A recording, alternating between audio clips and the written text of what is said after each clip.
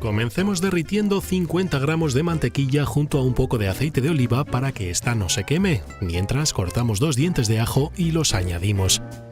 Cortamos ahora la cebolla roja y cuando comience el chup chup de la mantequilla y el aceite, la añadimos. Dejamos que todo dore a fuego lento. Cuando la cebolla esté dorada, añadimos las gambas. Ahora es el momento de salpimentar. Si las gambas están sin cocer, dejaremos 4 minutos o 5 más todo en el fuego. Sirve las gambas calientes con esta salsa para chuparse los dedos.